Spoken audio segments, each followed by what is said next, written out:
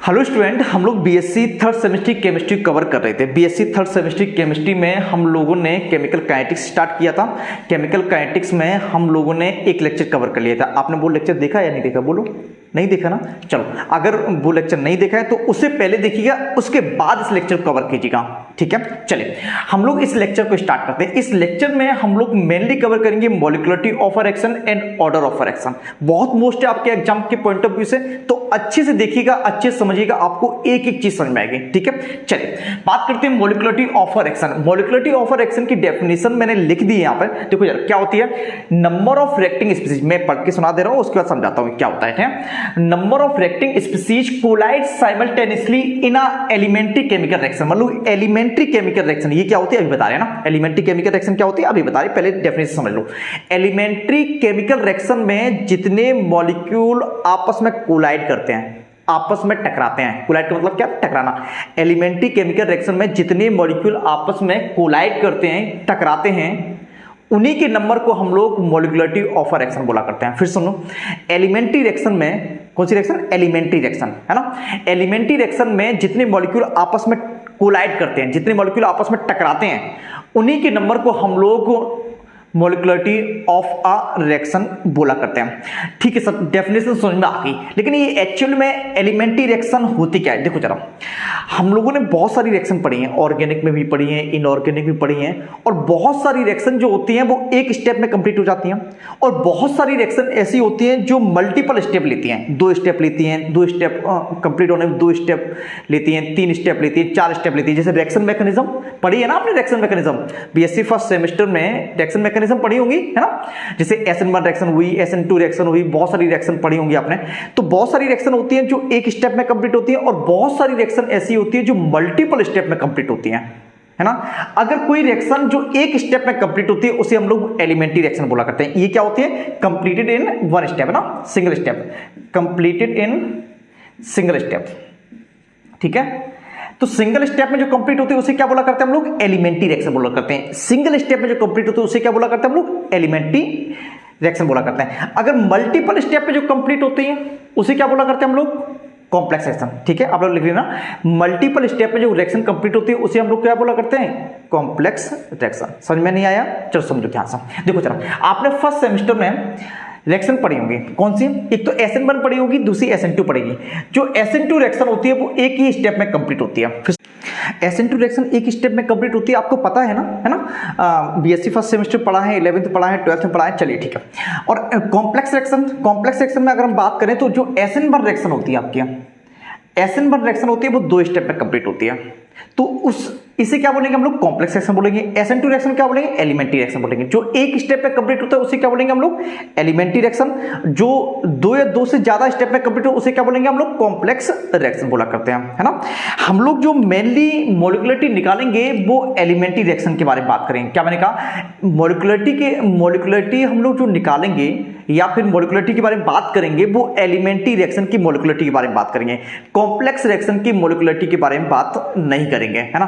क्यों नहीं करेंगे सर? इसी क्या मॉलिक्यूलरिटी होती नहीं? अरे होती है, मतलब कॉम्प्लेक्स रिएक्शन की मॉलिक्यूलरिटी होती है, लेकिन होता क्या है? कॉम्प्लेक्स रिएक्शन में मल्टीपल स्टेप होते हैं, बहुत सारे स्टेप होते हैं, और प्रत्येक स्टेप की मॉलिक्यूलरिटी अलग अलग हो जाती है। क्या मैंने कहा? प्रत्येक स्टेप में जो मॉलिक्यूल्स पार्टिसिपेट करते हैं या फिर आइंस पार्टिसिपेट करते हैं, तो प्रत्येक स्टेप की मॉलिक्यूलरिटी अलग अलग हो जाती है कॉम्प्लेक्स रिएक्शन में। बात समझ में नहीं आई?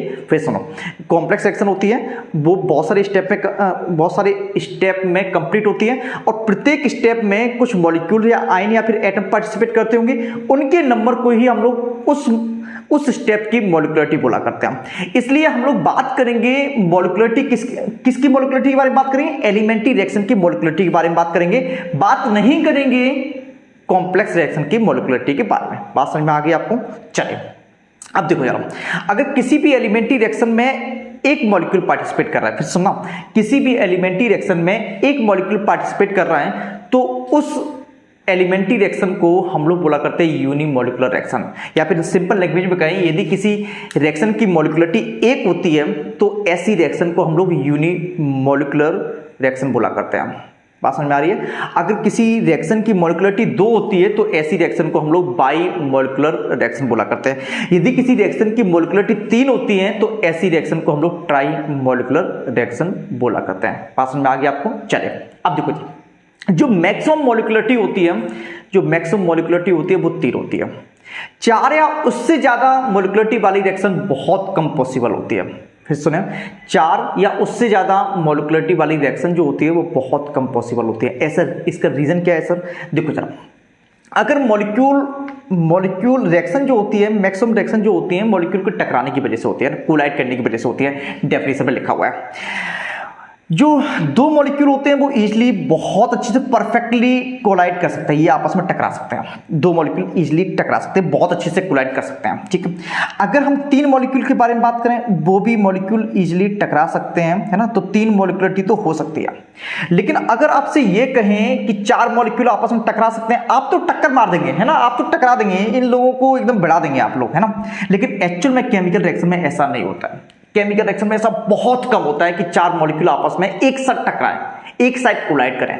5 मॉलिक्यूल एक साथ कोलाइड करें, ऐसा बहुत कम होता है।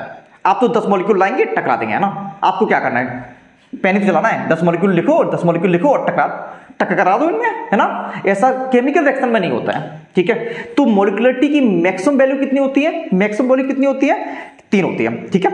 अब देखो जरा, जैसे समझने की कोशिश करना, मैंने क्या बोला, अगर कोई रिएक्शन है, एलिमेंट्री रिएक्शन है, उसकी मॉलिक्युलरिटी 1 होती है तो उसे क्या बोलते हैं? यूनिमॉलिक्यूलर रिएक्शन बोला करते हैं। अगर मॉलिक्युलरिटी 2 होती है तो बाई मॉलिक्यूलर रिएक्शन बोला करते हैं। अगर मॉलिक्युलरिटी 3 होती है तो ट्राई मॉलिक्यूलर रिएक्शन बोला करते हैं। अब जस्ट समझो, इनके एग्जांपल समझो, जस्ट समझने की कोशिश करना ध्यान से। देखो जरा, अगर हम यूनिमॉलिक्यूलर रिएक्शन के एग्जांपल समझें, सुनना और समझना ध्यान से। देखो जरा, PCl5 को अगर हम थोड़ा सा हीट करते हैं तो ये PCl3 और Cl2 में डिसोसिएट हो जाता है, PCl3 और Cl2 में टोचाया करता है। तो ये इसमें बताओ, ये एक एलिमेंट्री रिएक्शन है। इसमें बताओ कितने मॉलिक्यूल, कितने रिएक्टिव मॉलिक्यूल है, कितने आपको मॉलिक्यूल दिख रहे हैं? देखो जरा, मॉलिक्यूल कितने दिख रहे हैं? एक ही है ना, इसके मॉलिक्यूल एक ही है ना, इसके एक ही, ये तो आगे लिखा हुआ है ना। तो यूनिमॉलिक्यूलर रिएक्शन है। ये क्या है? यूनिमॉलिक्यूलर रिएक्शन है, यूनिमॉलिक्यूलर रिएक्शन है, ठीक है। यूनिमॉलिक्यूलर, मॉलिक्युलरिटी कितनी है इसकी? मॉलिक्युलरिटी 1 है इसकी। इस रिएक्शन की मॉलिक्युलरिटी कितनी है? 1 है। मॉलिक्युलरिटी इक्वल टू पाई, ठीक है। अगर हम ऐसा कुछ लिखें, अमोनियम नाइट्राइट को हीट कर दो। अगर हम अमोनियम नाइट्राइट को हीट करेंगे तो ये N2 बनेगा और 2H2 बनेगा। इसकी मॉलिक्युलरिटी कितनी है? 1 है। इसकी मॉलिक्युलरिटी कितनी है? 1 है, ठीक है। बात समझ में आ रही है आपको? आपको यूनिमॉलिक्यूलर रिएक्शन के एग्जांपल समझ में आ गया। अब देखो बाई मॉलिक्यूलर रिएक्शन क्या होती है, जस्ट समझने की कोशिश करना। बाई मॉलिक्यूलर रिएक्शन का मतलब क्या है? जिसकी मॉलिक्युलरिटी 2 होती है ना। अगर 2HI को हम लोग हीट करते हैं तो H2 + I2 ब्रेक होता है। ये भी आपकी बाई मॉलिक्यूलर रिएक्शन है। इसकी मॉलिक्युलरिटी कितनी होगी? 2 होगी। मॉलिक्युलरिटी बोलो कितनी होगी? 2 होगी, है ना। अगर हम ट्राई मॉलिक्यूलर रिएक्शन में जाएं तो 2NO को O2 के साथ रिएक्ट करा दो। 2NO को O2 के साथ रिएक्शन कराएंगे तो NO2 का फॉर्मेशन होता है ना। आप लोग बैलेंस कर लेंगे। इसमें मतलब रिएक्टिव मॉलिक्यूल कितने? 3 है ना। रिएक्टिव मॉलिक्यूल 2 इसके, 1 इसका। मॉलिक्युलरिटी मॉलिक्युलरिटी कितनी होगी? 3 होगी, है ना। अगर 2 मॉलिक्यूल रिएक्टिव मॉलिक्यूल कितने हैं? 2 है तो बाई मॉलिक्यूलर होगा। अगर रिएक्टिव मॉलिक्यूल 3 है तो क्या होगा? ट्राई मॉलिक्यूलर होगा। बात समझ में? ट्राई मॉलिक्यूलर रिएक्शन होगी। क्लियर हो गया? मॉलिक्युलरिटी अगर 3 होती है तो ट्राई मॉलिक्यूलर रिएक्शन होगी। चलिए हम इसे मिटाते हैं, आपको मॉलिक्युलरिटी समझ में आ गई। अच्छा एक चीज सुनो, क्या आप बताओ कोई भी रिएक्शन बिना रिएक्टेंट के पॉसिबल है? सुनना समझना ध्यान से। कोई भी रिएक्शन बिना रिएक्टेंट के पॉसिबल है? नहीं है ना। तो मॉलिक्युलरिटी कभी भी 0 नहीं हो सकती, क्योंकि रिएक्टेंट अगर नहीं होंगे तो मॉलिक्युलरिटी या फिर रिएक्शन होगी। अगर रिएक्टेंट ही नहीं होंगे तो क्या मॉलिक्युलरिटी होगी? नहीं होगी ना। तो मॉलिक्युलरिटी कभी भी, मॉलिक्युलरिटी जो होगी आपकी, मॉलिक्युलरिटी वो कभी भी 0 हो सकती है। बोलो 0 हो सकती है? 0 हो सकती है? नहीं हो सकती? 0 हो सकती है? नहीं हो सकती। क्या आप बताओ कभी ऐसा सुना है 1/2 मॉलिक्यूल, 3/2 मॉलिक्यूल? ऐसा तो नहीं होता है। मॉलिक्यूल अगर होगा तो 1 होगा, 2 होगा, 3 होगा, 4 होगा, ऐसे ही तो होंगे। तो क्या बताओ मॉलिक्युलरिटी कभी फ्रैक्शनल हो सकती है? बोलो जरा, मॉलिक्युलरिटी, क्या मॉलिक्यूल कभी फ्रैक्शनल हो सकते हैं? नहीं हो सकते ना। आधा मॉलिक्यूल होता है? नहीं होता है ना। है ना, सेम तो नहीं, काट दो मॉलिक्यूल को, है ना। तो मॉलिक्यूल हमेशा 1 होगा, 2 होगा, 3 होगा, ऐसे तो होंगे। तो मॉलिक्युलरिटी कभी भी फ्रैक्शनल नहीं हो सकती। तो फ्रैक्शनल हो सकती है, बोलो। 0 नहीं हो सकती, फ्रैक्शनल हो सकती है। फ्रैक्शनल हो सकती है मॉलिक्युलरिटी, बोलो। नहीं हो सकती ना, आपको दिख रहा है क्या? हाँ दिख रहा है। चलिए, मॉलिक्युलरिटी फ्रैक्शनल नहीं हो सकती। क्या बताओ, क्या मॉलिक्यूल कभी नेगेटिव हो सकता है? नेगेटिव क्या होता है? मॉलिक्यूल तो मॉलिक्यूल होता है ना। तो मॉलिक्युलरिटी कभी भी नेगेटिव हो सकती है, बोलो। नहीं हो सकती ना। मॉलिक्युलरिटी हमेशा रहेगी, कैसी रहेगी? पॉजिटिव रहेगी। हमेशा कैसी रहेगी? पॉजिटिव रहेगी, है ना। मॉलिक्युलरिटी मैक्सिमम कितनी हो सकती है? जनरली मॉलिक्युलरिटी मैक्सिमम कितनी हो सकती है? मॉलिक्युलरिटी मैक्सिमम कितनी हो सकती है? 3 हो सकती है। और क्या हो सकती है? 1 हो सकती है, 2 हो सकती है, 3 हो सकती है। मैक्सिमम कितनी हो सकती है? मैक्सिमम कितनी हो सकती है मॉलिक्युलरिटी? बोलो। 3 हो सकती है। मॉलिक्युलरिटी वैल्यू कितनी हो सकती है? 1, 2, 3 हो सकती है। क्लियर है इतना? चल, 0 नहीं हो सकती मॉलिक्युलरिटी। अरे मॉलिक्युलरिटी मतलब समझ में आता है ना कि रिएक्टिंग मॉलिक्यूल जितने होंगे वही तो मॉलिक्युलरिटी होगी। अगर रिएक्टेंट ही नहीं होंगे, रिएक्टेंट मॉलिक्यूल ही नहीं होंगे, तो काय की मॉलिक्युलरिटी? बात समझ में आ रहा है? चलिए, है ना। अब सुनो, समझो ध्यान से। ये मॉलिक्युलरिटी तो आपने समझ ली होगी। यूनिमॉलिक्युलर, बाईमॉलिक्युलर एंड ट्राईमॉलिक्युलर रिएक्शन के एग्जांपल समझ लिए होंगे। आपको जैसा मैंने बताया वैसा लिख के आना, परफेक्टली आपका क्वेश्चन का आंसर होगा। क्लियर है इतना? अब हम लोग बात करेंगे ऑर्डर ऑफ अ रिएक्शन के बारे में। इसे मिटा दें। चलिए, आप लोग नोट कीजिएगा, हम इसे मिटाते हैं। आप लोगों ने रिएक्शन की मॉलिक्युलरिटी को समझ लिया होगा। रिएक्शन की मॉलिक्युलरिटी को समझने के बाद अब हम लोग कवर करेंगे ऑर्डर ऑफ अ रिएक्शन, है ना। ऑर्डर ऑफ रिएक्शन कवर करने से पहले मेरी एक बात सुनो। देखो सर, मॉलिक्युलरिटी में क्या कर रहे थे आप लोग? एलिमेंट्री रिएक्शन को लिख रहे थे। एलिमेंट्री रिएक्शन में जितने रिएक्टेंट मॉलिक्यूल पार्टिसिपेट कर रहे थे वही उसकी मॉलिक्युलरिटी हो रही थी, है ना। अगर एक रिएक्टेंट मॉलिक्यूल पार्टिसिपेट करता है तो मॉलिक्युलरिटी 1 होती है। अगर दो रिएक्टेंट पार्टिसिपेट करता है तो मॉलिक्युलरिटी 2 होती है। अगर किसी भी एलिमेंट्री रिएक्शन में 3 रिएक्टेंट मॉलिक्यूल पार्टिसिपेट करते हैं तो जो मॉलिक्युलरिटी होती है वो कितनी होती है? बोलो, कितनी होती है? 3 होती है, ठीक है। लेकिन ऑर्डर ऑफ अ रिएक्शन जो होती है वो कंप्लीटली प्रैक्टिकल वैल्यू है। आप कभी भी किसी भी रिएक्शन को देखकर नहीं बता सकते हैं कि इसकी ऑर्डर 1 है, 2 है या फिर 3 है। अब सर याद कैसे होगा? जो भी रिएक्शन हम लिख देंगे उन्हें याद कर लीजिएगा, वही आपकी रिएक्शन आपके एग्जाम में आया करती है, ठीक है। ऑर्डर ऑफ रिएक्शन के बारे में इतनी सी बात। अब होती क्या है, हम लोग जो लिखा है वो पहले पढ़ लेते हैं हम लोग, उसके बाद इस चीज को समझ लेते हैं, ठीक। जस्ट समझने की कोशिश करना। लिखा हुआ है sum of the power of the concentration of reactant in the rate law expression equation. मतलब कि रेट लॉ एक्सप्रेशन इक्वेशन में जो रिएक्टेंट की पावर होती है, जो रिएक्टेंट की कंसंट्रेशन की जो पावर होती है, उसके सम को हम लोग क्या बोला करते हैं? ऑर्डर ऑफ अ रिएक्शन बोला करते हैं। फिर सुना, रेट लॉ एक्सप्रेशन में रिएक्टेंट की कंसंट्रेशन की जो पावर होती है उसके सम को हम लोग बोला करते हैं ऑर्डर ऑफ अ रिएक्शन। इसी चीज को समझेंगे, इसी चीज को बहुत अच्छे से समझेंगे, जैसे समझोते। अच्छा, हमने नीचे लिख दिया है rate law of a reaction. अब ये रेट लॉ क्या होता है, जैसे समझने की कोशिश करना। रेट लॉ के द्वारा डिफाइन होता है किसी भी रिएक्शन का रेट और रिएक्टेंट की कंसंट्रेशन के बीच में रिलेशन।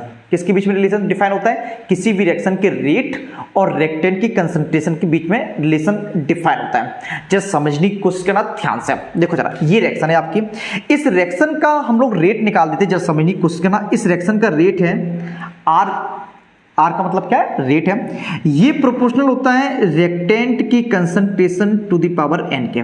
किसके प्रोपोर्शनल होता है बोलो? रिएक्टेंट की कंसंट्रेशन, रिएक्टेंट A है, इसकी concentration to the power n। n क्या है? ये वाले है ना, ये नंबर ऑफ मॉलिक्यूल है ना, n ये है, ठीक। जस्ट समझने की कोशिश करना ध्यान से। अब यहां पर अगर हम साइन, ये प्रोपोर्शनल साइन लगाएं तो यहां पे किया जाता है, इसे बोलते हैं रेट कांस्टेंट। क्या बोला करते हैं हम लोग? रेट कांस्टेंट बोला करते हैं। क्या बोलते हैं? Rate constant.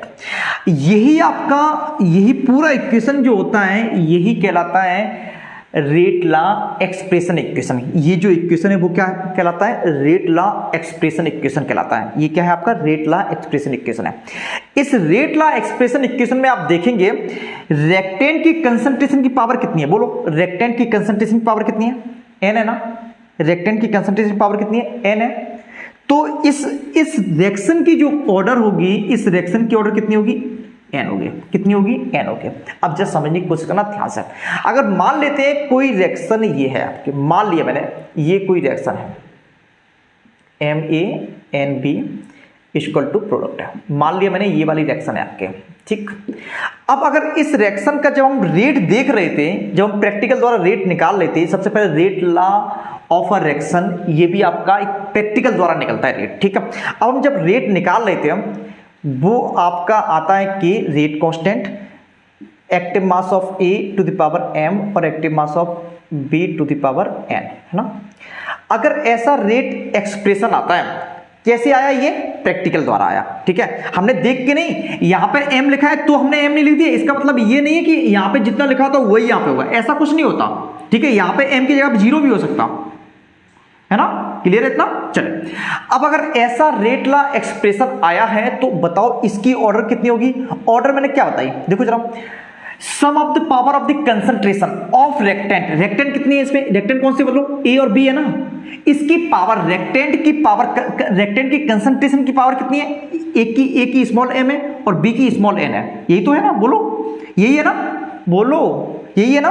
तो बताओ जरा ऑर्डर क्या होगी, इसकी पावर, इनकी पावर का सम, इनकी पावर कितना है, एम, ए की पावर एम है और बी की पावर कितनी, एन है, तो ऑर्डर कितनी होगी, एम प्लस एन होगी। बात समझ में आ गई। अब आप लोग ये कंफ्यूजन मत रखना कि सर रेक्टेंट के साथ जितने मोल्स या फिर स्टोइकोमेट्रिक कोफिशिएंट होगा वही आप पावर में चला देते हैं, ऐसा कुछ नहीं होता है ना। चलो देखते हैं, एक और एग्जांपल देखते हैं, जरा समझने की कोशिश करना ध्यान से, इसे मिटा देते हैं ना। ये समझ में आ गई आपको, समझ में आ गई, नहीं समझ में आई पीछे कर लेना वीडियो, फिर से समझ लेना। चलिए अब देखो जरा, एक और चीज देखते हैं, देखो चलो मान लेते हैं ये रिएक्शन है, मान लिया 3A plus 2B equal to product, अब इसका रेट ला लिखा, वो किसके द्वारा आया, प्रैक्टिकल के द्वारा, एक्सपेरिमेंटली होता है ये सब चीजें, ठीक है।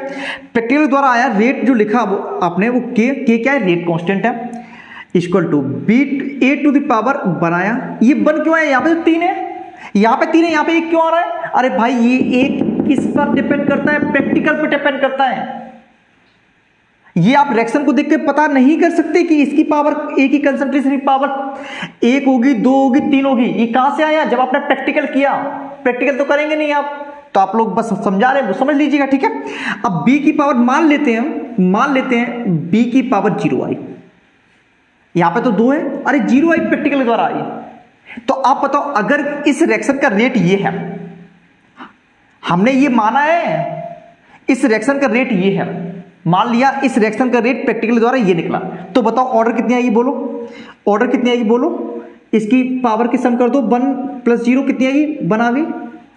ये कौन सी ऑर्डर रिएक्शन होगा, अगर किसी भी रिएक्शन की ऑर्डर 1 होती है तो इसे बोलते हैं फर्स्ट ऑर्डर रिएक्शन, क्या बोलते हैं, फर्स्ट ऑर्डर रिएक्शन बोलते हैं, फर्स्ट ऑर्डर रिएक्शन बोला करते हैं। अगर किसी रिएक्शन की पावर 1 होती है, सॉरी किसी रिएक्शन की ऑर्डर 1 होती है, उसे क्या बोला करते हैं, फर्स्ट ऑर्डर रिएक्शन बोला करते हैं।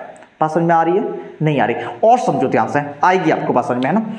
देखो जरा, अगर हम कोई रिएक्शन ऐसी लेते हैं, जैसे समझने की कोशिश करना ध्यान से, अगर हम कोई रिएक्शन ऐसी लेते हैं H2Cl2 = 2HCl, ठीक, ये लाइट की प्रेजेंस में हो रही रिएक्शन, ठीक। अगर हम इसका रेट निकालते हैं, रेट कैसे निकालेगा, प्रैक्टिकल के द्वारा, ये तो रिएक्शन है, ये तो मैंने रिएक्शन मान ली थी, है ना, ये रिएक्शन है, जनरल रिएक्शन है, होती है ये, ठीक। रिएक्शन का रेट निकालेंगे हम लोग, तो रेट जो रेट ला लिखते जो है वो क्या होता है कि H2 की पावर 0 और Cl2 की पावर 0। अब ये 0 0 कहां से आ गया, यहां पे तो 1 है सर, यहां पर भी 1 है, यहां पर भी 1 है, 0 क्यों आए, अरे तभी मैंने बोला ना, ये एक प्रैक्टिकली वैल्यू से आता है, प्रैक्टिकल से आता है, एक्सपेरिमेंट से आता है ना। अब देखो जरा, अब बताओ इस रिएक्शन की ऑर्डर कितनी होगी, बोलो जरा ऑर्डर कितनी होगी, बताओ रेक्टेंट पर कितनी पावर है, 0 + 0, तो ऑर्डर भी कितनी होगी, इस रिएक्शन की ऑर्डर कितनी होगी, 0 होगी, रिएक्शन की ऑर्डर कितनी होगी, 0 होगी। इसलिए इस रिएक्शन को, अब इसकी ऑर्डर 0 है, इसलिए इसे क्या बोला करते हैं, इस रिएक्शन को, ऊपर वाले रिएक्शन को क्या बोला करते हैं, 0 ऑर्डर रिएक्शन बोला करते हैं। थोड़ी बहुत बात समझ में आने लगी होगी, नहीं आ रही, फिर से सुना ध्यान से, समझना ध्यान से, इसे मिटा दें, चलिए मिटा देते हैं। देखो जरा, सुनना और समझना ध्यान से। जैसे मान लेते हैं हम, ये आपका एस्टर है ना, इथाइल एसीटेट है, ये एस्टर होता है, पता है आपको, इथाइल एसीटेट है, ठीक है। हाइड्रोलिसिस करते हैं हम लोग इसका, एस्टर का हाइड्रोलिसिस करेंगे तो आपको पता है क्या बनता है, एस्टर कैसे बनता है पता है ना आपको, और इथाइल एल्कोहल बनता है। जो भी आपका एस्टर दिया है उसके अनुसार ये रिएक्शन होती है। ठीक, इस रिएक्शन का रेट लिखते हैं। बोलो रेट कैसे आता है, एक प्रैक्टिकल से आता है आपका रेट, ठीक है, एक्सपेरिमेंट से आता है आपका रेट। कैसे लिखेंगे, प्रोपोर्शनल होगा किसकी, इसकी पावर के और इसकी पावर के, है ना। तो देखो जब हमने रिएक्शन की प्रैक्टिकल किया तो हमने देखा कि जो रेट होता है वो इसकी पावर के 1 है, इस पर डिपेंड कर रहा है रेट, लेकिन H2 की कंसंट्रेशन पे तो डिपेंड कर ही नहीं रहा है, H2 की कंसंट्रेशन 0 है ना। तो रेट प्रोपोर्शनल होगा इसकी कंसंट्रेशन के, रेट प्रोपोर्शनल होगा इसकी कंसंट्रेशन के पावर के 1 के, लेकिन H2 की कंसंट्रेशन पर डिपेंड कर नहीं रहा है इसलिए 0 आया। जैसे यहां पे देखो, यहां पे जो रिएक्शन का रेट होता है, रिएक्शन का जो रेट होता है वो किसी की कंसंट्रेशन पर डिपेंड नहीं करता है। जीरो ऑर्डर रिएक्शन का जो रेट होता है वो किसी की भी कंसंट्रेशन पर डिपेंड नहीं करता, इसलिए ऑर्डर कितनी आई, 0 आई है ना। ये यहां पे 1 कहां से आ गया, 0 आई, ठीक है, ठीक है, यहां पे करेक्ट कर लेना। यहां पे इधर देखो, अगर यहां पे क्या है, यहां पे क्या है, यहां पे देखो इस रिएक्शन का जो रेट होता है वो इसकी कंसंट्रेशन डिपेंड करता है, और कितनी पावर डिपेंड करता है, 1 पावर क्या, ठीक है। इसलिए ऑर्डर कितनी आएगी इस रिएक्शन की, इसलिए ऑर्डर आएगी 1 + 0 = कितना आ जाएगा, 1 आ जाएगा। बात समझ में आ रही है, बात समझ में आ रही है। अगर मान लेते हैं, मान लिया मैंने एक आपको एक रिएक्शन का रेट ला एक्सप्रेशन दिया है, सुनना समझना ध्यान से, किसी रिएक्शन का रेट ला एक्सप्रेशन दिया है, मान लेते ये रिएक्शन है, मान लेते ये रिएक्शन है प्रोपना, इस रिएक्शन का रेट ला एक्सप्रेशन दिया है, A की पावर 1 है और B की पावर 1/2 है और C की पावर 1 है। आपको बताना है, बताओ जरा इस रिएक्शन की ऑर्डर बताइएगा। अब बताओ इस रिएक्शन की ऑर्डर कैसे बताएंगे, ऑर्डर क्या होती है, sum of the power of the concentration of reactant in the rate law expression equation. Rate law expression दिया गया आपको, ऑर्डर बतानी है। बताओ रिएक्टेंट की कंसंट्रेशन की जो पावर होती है उसे क्या करना है, ऐड करना है। तो ऑर्डर क्या होगा आपका, बोलो ऑर्डर क्या होगा, 1 + 1/2 + 1 कितना हो जाएगा, जानते हो, कर सकते हो ना, कर सकते हो, 2.5 हो गया, 5/2, इसे 5/2 लिख सकते हैं। इसका मतलब क्या हुआ, रेट जो sorry order of a reaction जो होती है वो फ्रैक्शनल हो सकती है, हो सकती है ना। अभी मैंने बताया था H2 + Cl2 इस रिएक्शन की जो ऑर्डर होती है वो कितनी होती है, 0 होती है ना। ऑर्डर कितनी होती है, 0 होती है। तो ऑर्डर की जो वैल्यू होती है वो फ्रैक्शनल भी हो सकती है, 0 भी हो सकती है। बोलो बेटा समझ में आ रहा है या नहीं आ रहा है, ऑर्डर की वैल्यू 0 भी हो सकती है, फ्रैक्शनल भी हो सकती है, 1 भी हो सकती है, 2 भी हो सकती है और 3 भी हो सकती है, और निगेटिव भी हो सकती है। क्लियर है, इतना क्लियर है। मैंने क्या कहा, ऑर्डर ऑफ द रिएक्शन कितना हो सकती है, 0 हो सकती है ना, फ्रैक्शनल भी हो सकती है, निगेटिव भी हो सकती है, 1 हो सकती है, 2 हो सकती है, 3 हो सकती है। अगर किसी रिएक्शन की ऑर्डर 1 होती है या फिर पहले किसी रिएक्शन की ऑर्डर 0 होती है तो उस रिएक्शन को बोला करते हैं 0 ऑर्डर रिएक्शन। क्या बोला करते हैं, 0 ऑर्डर रिएक्शन। अगर किसी रिएक्शन की वैल्यू 1 होगी तो उस रिएक्शन की, कोई रिएक्शन की ऑर्डर 1 हो तो उस रिएक्शन को बोला करते हैं फर्स्ट ऑर्डर रिएक्शन। अगर किसी रिएक्शन की ऑर्डर 2 होती है तो उसे क्या बोलेंगे, बोलो सेकंड ऑर्डर रिएक्शन। 3 होगी तो थर्ड ऑर्डर रिएक्शन। बात समझ में आ रही है। ऑर्डर यदि 0 होती है तो 0 ऑर्डर रिएक्शन, 1 होती है तो ऑर्डर यदि 1 होती है तो फर्स्ट ऑर्डर रिएक्शन, 2 होती है तो सेकंड ऑर्डर रिएक्शन, 3 होती है तो थर्ड ऑर्डर रिएक्शन बोला करते हैं। बात समझ में आ गई होगी। बहुत बार आपके एग्जाम में क्वेश्चन पूछा जाता है डिफरेंस बिटवीन मॉलिक्युलरिटी एंड ऑर्डर। इसे मिटाते हैं, ये वाली बात थोड़ी बहुत बात समझ में आई होगी आपको, 2-3 बार देखेंगे इस वीडियो को, आपको बातें समझ में आएंगी ही आएंगी। ठीक, अब हम लोग क्या करते हैं, डिफरेंस समझते हैं, मॉलिक्युलरिटी एंड ऑर्डर में डिफरेंस समझते हैं। समझना ध्यान से, देखो जरा, एक तरफ लिखते हैं मॉलिक्युलरिटी और दूसरा तरफ लिखते हैं ऑर्डर। ठीक है, सबसे पहली बात इसे हम लोग रिएक्शन को देखकर निकाल सकते हैं। ऑर्डर जो मॉलिक्युलरिटी जो होती है एलिमेंट्री रिएक्शन को देखकर बता सकते हैं, एलिमेंट्री रिएक्शन को देखकर बता सकते हैं। ठीक है, एलिमेंट्री रिएक्शन को देखकर बता सकते हैं। लेकिन ऑर्डर एक प्रैक्टिकल वैल्यू होती है, ऑर्डर एक प्रैक्टिकल वैल्यू होती है। प्रैक्टिकल वैल्यू होती है, इसे कभी भी रिएक्शन को देखकर नहीं बताया जा सकता है। एलिमेंट्री रिएक्शन मतलब जो मॉलिक्युलरिटी होती है वो एलिमेंट्री रिएक्शन को देखकर बता सकते हैं हम लोग, लेकिन ऑर्डर जो होती है वो एक प्रैक्टिकल वैल्यू होती है, उसे ऑर्डर क्या होती है, प्रैक्टिकल वैल्यू होती है। रिएक्शन को देखकर हम लोग ऑर्डर कभी भी नहीं निकाल सकते, पहला डिफरेंस। ठीक है, हम लोग पूरा नहीं लिख रहे हैं, हम बता रहे हैं, आपको समझा रहे हैं, आप लोग लिख लीजिएगा। ठीक, उसके बाद मॉलिक्युलरिटी जीरो नहीं हो सकती, बोलो बताया था ना मैंने, मॉलिक्युलरिटी जीरो नहीं हो सकती, लेकिन ऑर्डर की वैल्यू जीरो हो सकती है, बिल्कुल हो सकती है। मैंने बताया था कौन सी रिएक्शन के लिए हो सकती है, H2 + Cl2 = 2HCl, मैंने एग्जांपल भी दिया था, अभी दिया था ना। उसके बाद जो आपकी मॉलिक्युलरिटी होती है वो फ्रैक्शनल, बोलो फ्रैक्शनल हो सकती है या नहीं हो सकती, बोलो जरा, बोलो फ्रैक्शनल होगी या नहीं होगी, होगी या नहीं होगी, बोलो। नहीं होती है ना, बिल्कुल नहीं होती। मॉलिक्यूल फ्रैक्शनल कहाँ होगा, है ना, लेकिन ऑर्डर फ्रैक्शनल हो सकता है, ऑर्डर जो होता है वो फ्रैक्शनल हो सकता है, बिल्कुल हो सकता है। ठीक, उसके बाद चौथा पॉइंट, नेगेटिव हो सकता है, बोलो मॉलिक्युलरिटी नेगेटिव हो सकती है, नहीं हो सकती, लेकिन ऑर्डर जो होती है वो नेगेटिव भी हो सकती है। बात समझ में आ गई ना आपको, मॉलिक्युलरिटी एंड ऑर्डर में डिफरेंस समझ में आ गया ना।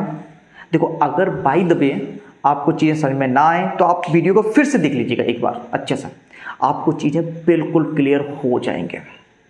ठीक है, ऑर्डर आपका एक प्रैक्टिकल वैल्यू होती है, एक्सपेरिमेंट से ज्ञात निकालते हैं, तो आप लोग अच्छे से समझिएगा।